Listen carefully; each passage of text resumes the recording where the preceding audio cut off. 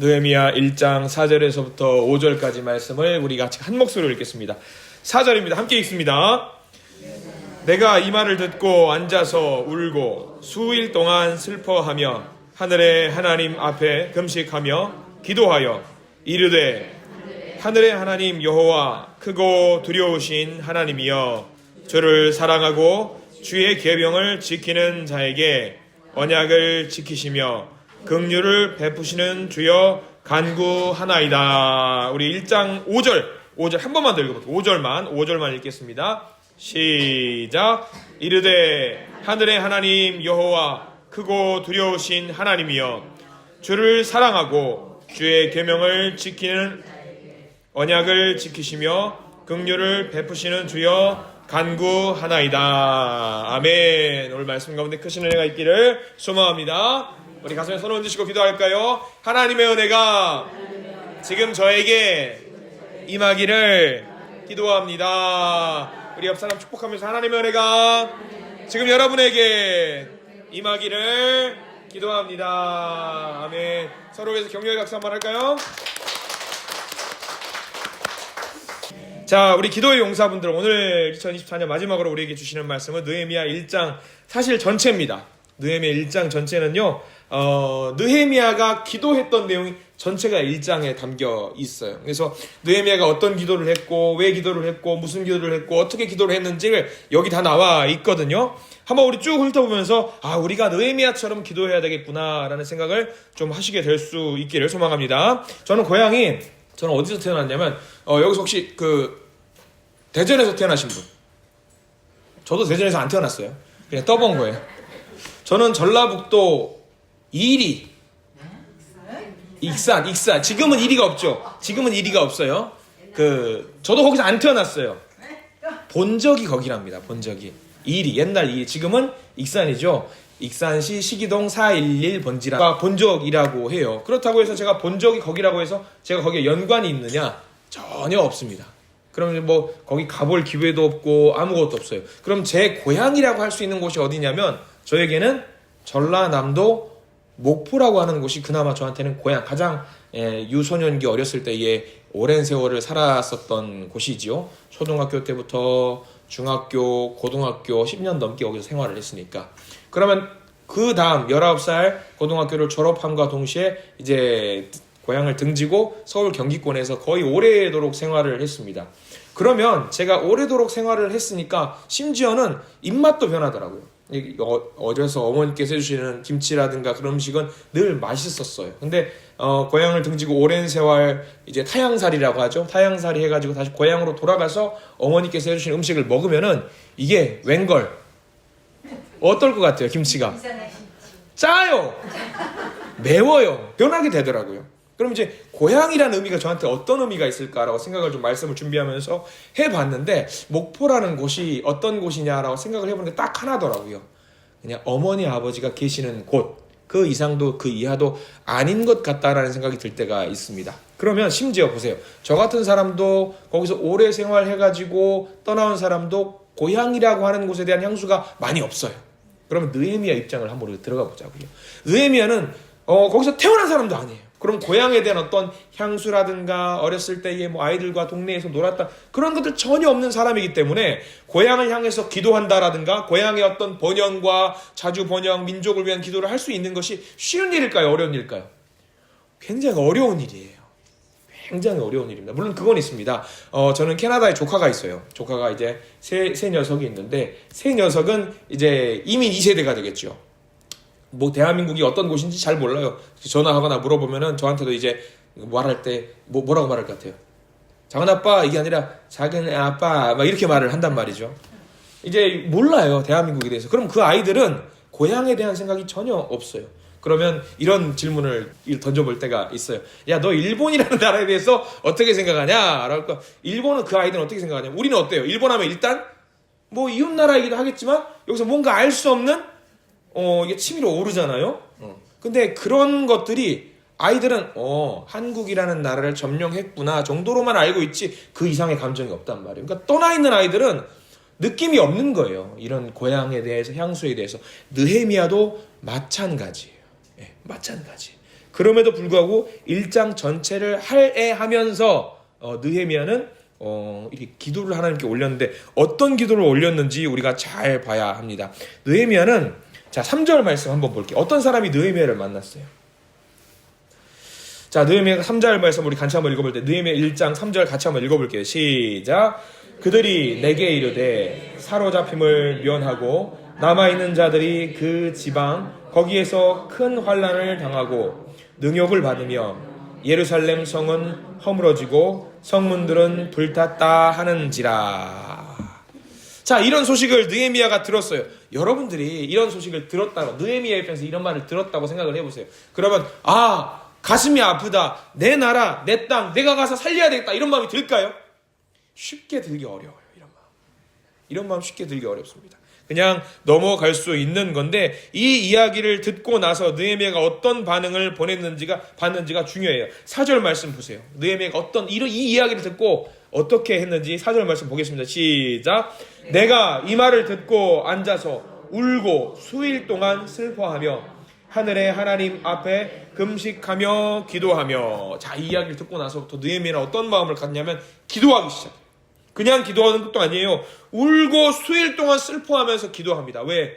비록 내가 거기서 태어난 나라는 아닐지언정 내 조국이고 내 나라고 내 땅인데 거기 있는 사람들이 힘들어하고 있는, 눈물을 흘리고 있는 것들이 눈에 선하니까 기도하지 않을 수가 없는 거예요. 기도하지 않을 수가.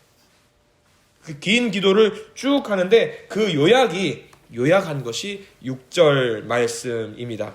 우리가 읽은 본문이기도 하겠지만 6절 말씀 천천히 기도하는 마음으로 한번 읽어볼까요? 6절입니다. 시작. 이제 종이 주의 종들인 이스라엘 자손을 위하여 주야로 기도하오며 우리 이스라엘 자손이 주께 범죄한 죄들을 자복하오니 주는 귀를 기울이시며 눈을 여시사 종의 기도를 들으시옵소서. 나와 내 아버지의 집이 범죄하여 라고 기도합니다.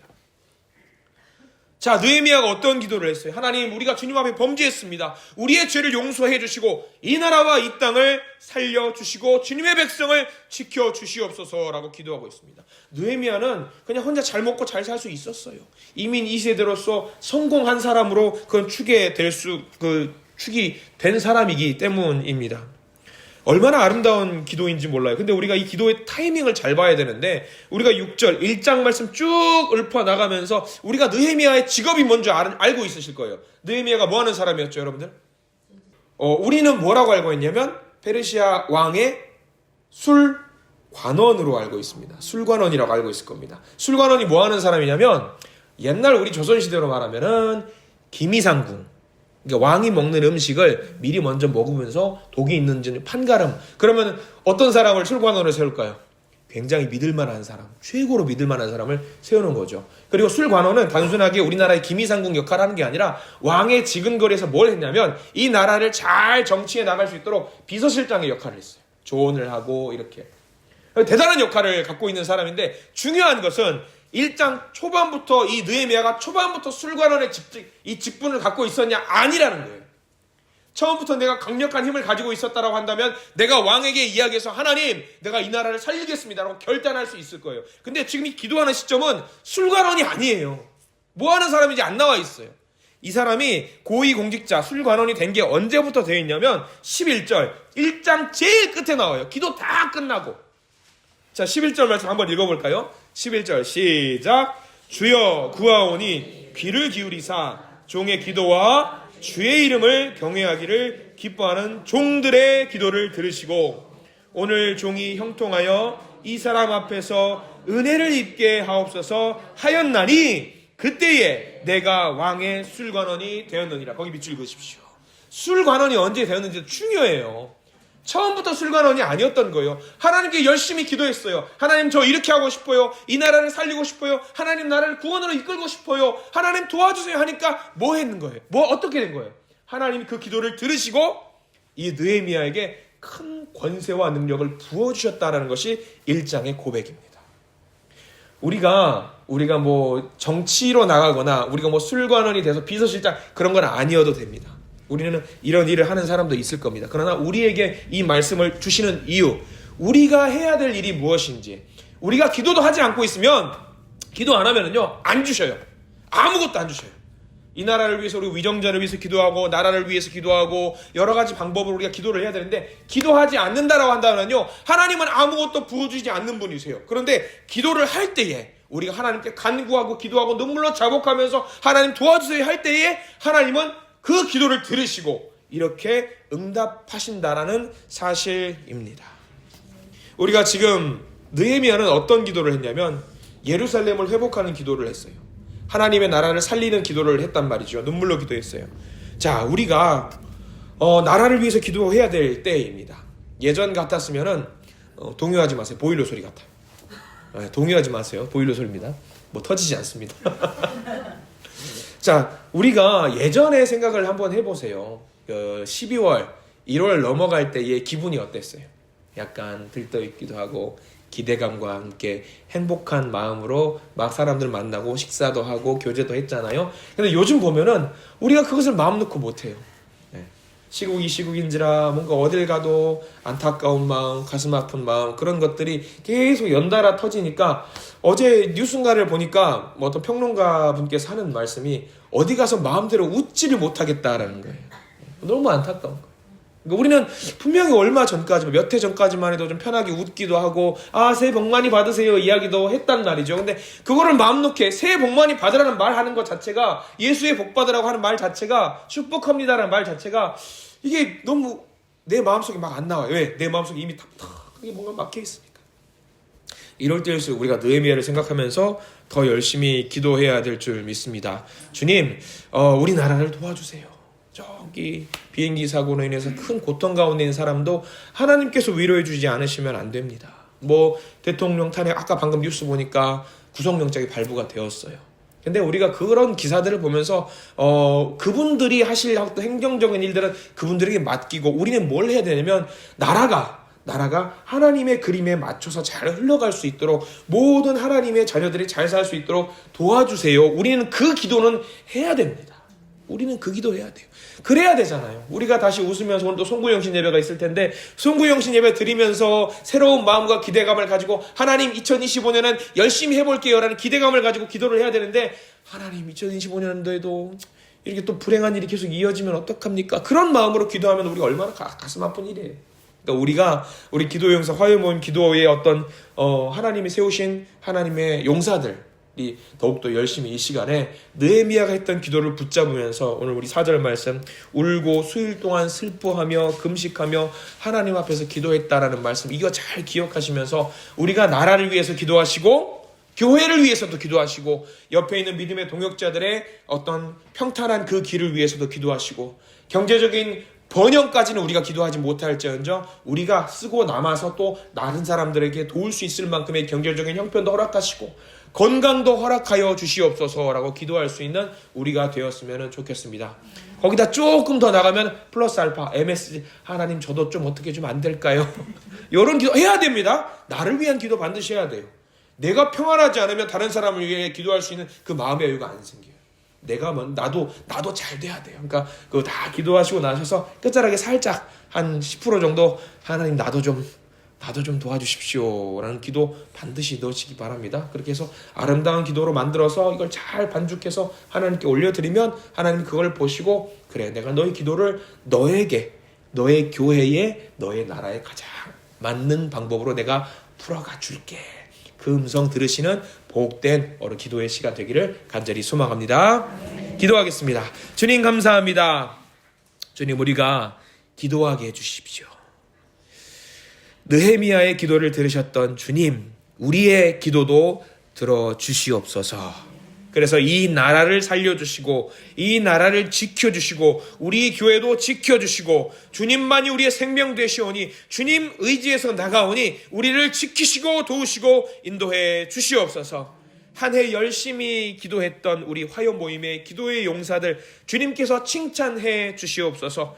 때로는 몸이 아프고 때로는 게을러서 몸이 불편하고 힘들어서 마음이 나약해서 기도의 자리, 주님 오늘 하루는 쉬고 싶어요 라는 마음이 있을 때가 많이 있었습니다. 그럼에도 불구하고 이 기도의 자리, 이 기도의 끈을 붙잡고 끝까지 달려왔던 주님의 딸들, 주님의 아들들 있사오니 기도의 용사로서 내년에도 열심히 또 달릴 수 있는 아버지 기도의 제목들을 많이 허락하여 주시옵소서. 간절히 바라옵기는 주님께 올릴 그 기도의 제목들이 늘 밝고 행복하고 즐거운 소식들이 우리 가운데 넘칠 수 있도록 인도하여 주시옵소서.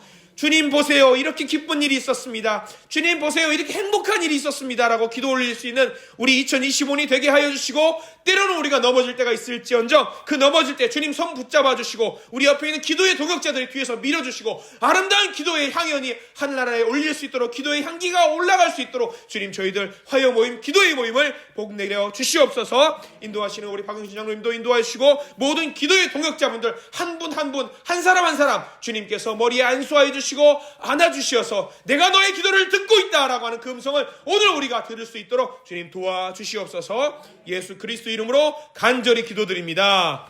아멘.